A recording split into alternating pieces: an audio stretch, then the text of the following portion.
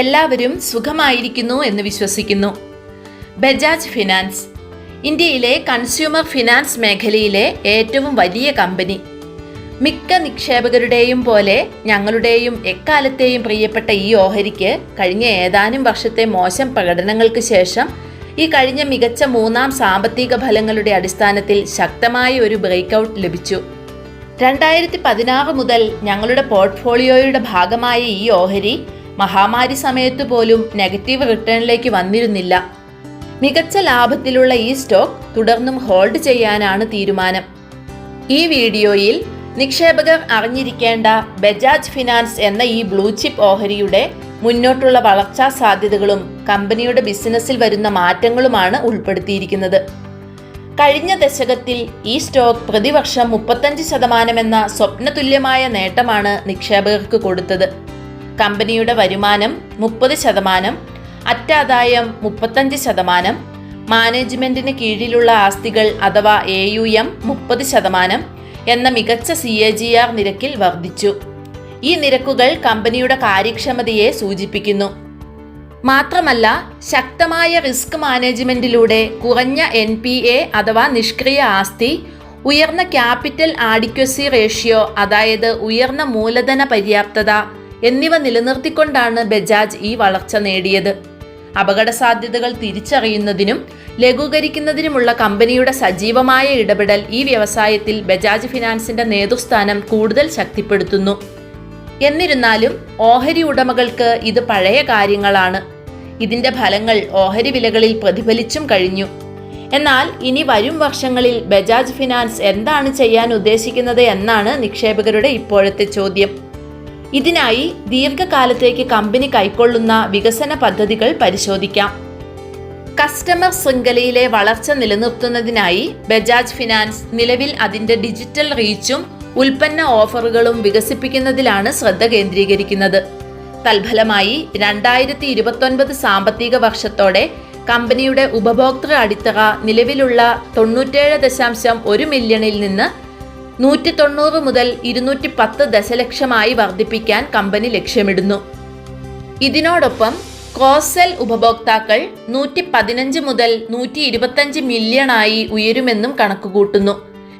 ഇതിനായി ബജാജ് അതിന്റെ ശാഖകളുടെ എണ്ണം 5500 ലൊക്കേഷനുകളിലേക്ക് കൂടി വ്യാപിപ്പിക്കാൻ ലക്ഷ്യമിടുന്നു.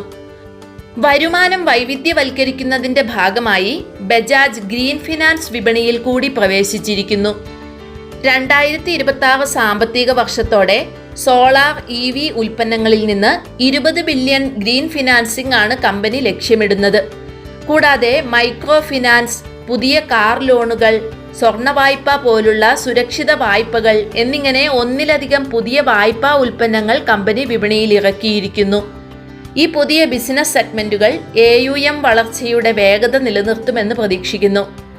തൽഫലമായി ദീർഘകാലാടിസ്ഥാനത്തിൽ AUM 25 മുതൽ 27% വർദ്ധിപ്പിക്കാൻ ബജാജ് ഫിനാൻസ് ലിമിറ്റഡ് ലക്ഷ്യമിടുന്നു. ഇത് കഴിഞ്ഞ ദശകത്തിലെ 30% AUM വളർച്ചയേക്കാൾ അല്പം കുറവാണ്. എന്നിരുന്നാലും മൈക്രോ ഫിനാൻസ് ഒഴികെയുള്ള പ്രാഥമികമായി കുറഞ്ഞ മാർജിനുള്ള പുതിയ ബിസിനസ്സുകൾക്കുള്ള മൂലധന വിഹിതം BFLന്റെ മാർജിനുകളെയും ലാഭക്ഷമതയെയും ബാധിക്കുമെന്ന് വിലയിരുത്തുന്നു. ദീർഘകാലാടിസ്ഥാനത്തിൽ 23 മുതൽ 24% CAGR നിരക്കിൽ അതിന്റെ ലാഭം വർദ്ധിപ്പിക്കാൻ കമ്പനി ലക്ഷ്യമിടുന്നു. ഇത് ചരിത്രപരമായ മുൻ ദശകത്തിലെ ലാഭവളർച്ചയായ 35%-ത്തേക്കാൾ കുറവാണ്. എന്നിരുന്നാലും ശക്തമായ ലാഭക്ഷമത അതിന്റെ പ്രധാന മെട്രിക്സുകളായ return on assets, return on equity എന്നിവയുടെ വർധനവിലും പ്രതിഫലിക്കുമെന്ന് പ്രതീക്ഷിക്കുന്നു. മാത്രമല്ല, ചെലവ് കുറയ്ക്കാൻ കമ്പനി AI അടിസ്ഥാനമാക്കിയുള്ള സൊല്യൂഷനുകളും ഉപയോഗിക്കുന്നു.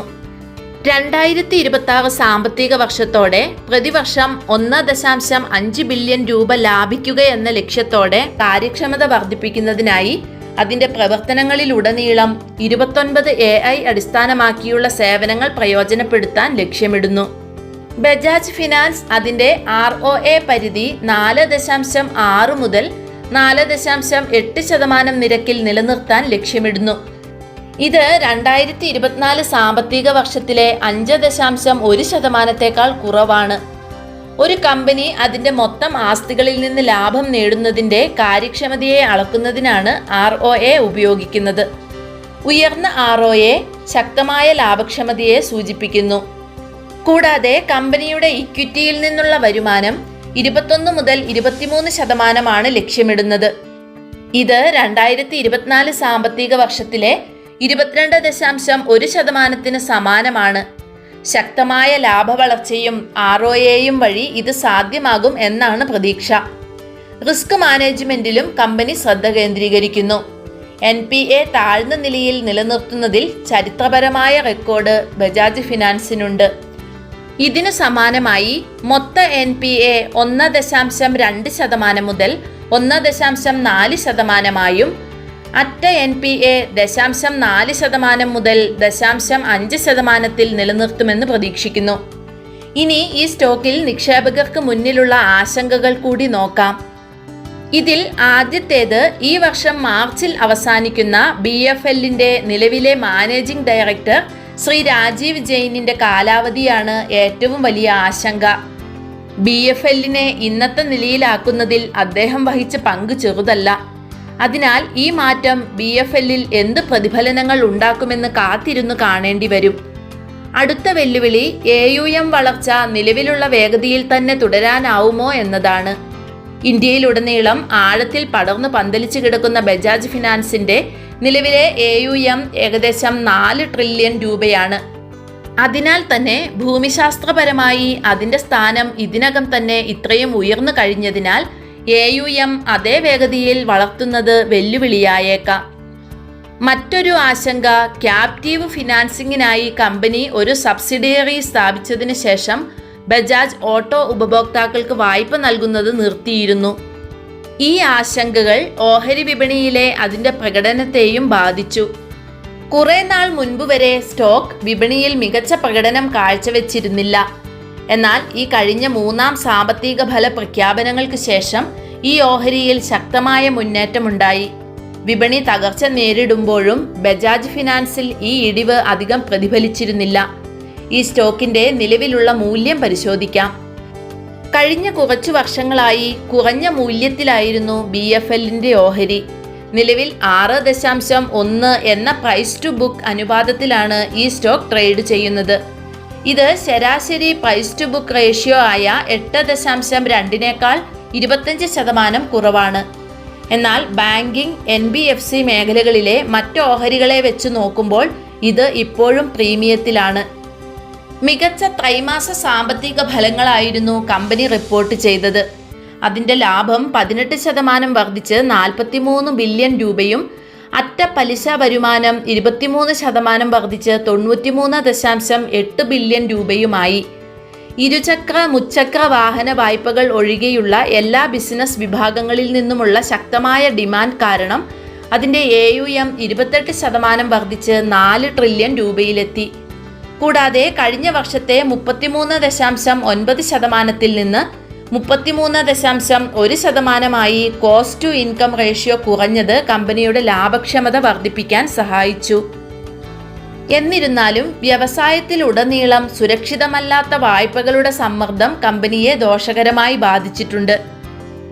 ബജാജ് ഫിനാൻസിന്റെ മൊത്ത നിഷ്ക്രിയ ആസ്തി അഥവാ NPA കഴിഞ്ഞ വർഷത്തെ 0.9% നിന്ന് 1.1% ഉയർന്നപ്പോൾ അറ്റ NPAകൾ 0.4% നിന്ന് 0.5% ഉയർന്നു.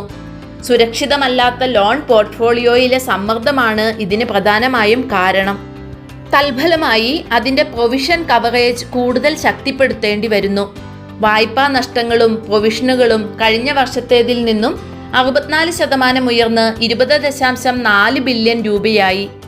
ഇനി ഈ സ്റ്റോക്കിൽ പുതുതായി നിക്ഷേപിക്കുന്നവർ അറിഞ്ഞിരിക്കേണ്ട കാര്യങ്ങൾ കൂടി നോക്കാം. ഇന്ത്യയിലെ കൺസ്യൂമർ ഫിനാൻസ് മേഖലയിലെ സ്ഥിരതയാർന്ന വളർച്ചയുടെ ട്രാക്ക് റെക്കോർഡുള്ള ഒരു മുൻനിര കമ്പനി തന്നെയാണ് ഇപ്പോഴും ബജാജ് ഫിനാൻസ് എന്നതിൽ തർക്കമില്ല. എന്നാൽ കഴിഞ്ഞ 10 വർഷത്തെ തിളങ്ങുന്ന പ്രകടനം അടുത്ത ദശകത്തിലും തുടരുമോ എന്നത് നമ്മൾ മുൻപ് വിശദീകരിച്ച ആശങ്കകളും അപകട സാധ്യതകളും ഫലപ്രദമായി കൈകാര്യം ചെയ്യുന്നതിനെ ആശ്രയിച്ചിരിക്കും. നവീകരണം, കസ്റ്റമർ അക്വിസിഷൻ, അസറ്റ് ക്വാളിറ്റി എന്നിവയെ ആശ്രയിച്ചിരിക്കും കമ്പനിയുടെ ഭാവി പ്രകടനവും. കൂടാതെ വർദ്ധിച്ചു വരുന്ന മത്സരം, റെഗുലേറ്ററി ചലഞ്ചുകൾ, ഭൂമിശാസ്ത്രപരമായ വികാസത്തിന്റെ പരിമിതമായ വ്യാപ്തി കാരണം AUM വളർച്ച നിലനിർത്തുന്നത് സംബന്ധിച്ച ആശങ്കകൾ, നേതൃത്വ മാറ്റങ്ങളുടെ ആഘാതം എന്നിവ കമ്പനിയുടെ പ്രധാന ആശങ്കകളായി തുടരുന്നു. എന്നിരുന്നാലും പദ്ധതികൾ നന്നായി നടപ്പിലാക്കുന്നത് തുടരുകയാണെങ്കിൽ ബജാജ് ഫിനാൻസിന് അതിന്റെ ശക്തമായ വളർച്ചാപാത നിലനിർത്തുന്നതിനും ഇന്ത്യൻ സാമ്പത്തിക മേഖലയിലെ നിലവിലുള്ള പ്രബലമായ സ്ഥാനം ശക്തിപ്പെടുത്താനും നിക്ഷേപകർക്ക് നല്ലൊരു ദീർഘകാല നിക്ഷേപ നേട്ടം നൽകാനും കഴിയും. നിക്ഷേപിക്കും മുൻപ് സ്റ്റോക്കുകളുടെ ഫാൻസി, ഹൈപ്പ് തുടങ്ങിയവ മാത്രം ആശ്രയിക്കുന്നതിനു പകരം കമ്പനിയുടെ സാമ്പത്തിക പ്രകടനം, കോർപ്പറേറ്റ് ഭരണം, വളർച്ചാ സാധ്യതകൾ എന്നിവ ഉൾപ്പെടെയുള്ള അടിസ്ഥാന കാര്യങ്ങൾ വിലയിരുത്തുന്നത് നിർണായകമാണ്. വളർച്ചയുടെ വേഗം ആരോഗ്യകരമായി നിലനിർത്താൻ കമ്പനി ഒരുപാട് പദ്ധതികൾ വരും കാലങ്ങളിലേക്ക് വെച്ചിട്ടുണ്ടെങ്കിലും അതിൽ ആശങ്കകൾ ഇല്ലാതെയില്ല. ഞങ്ങൾ എന്തായാലും ബജാജിൽ വിശ്വാസം അർപ്പിച്ച് മുന്നോട്ട് പോകാൻ തന്നെയാണ് തീരുമാനം.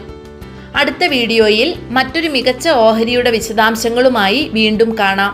Happy investing and thank you for watching.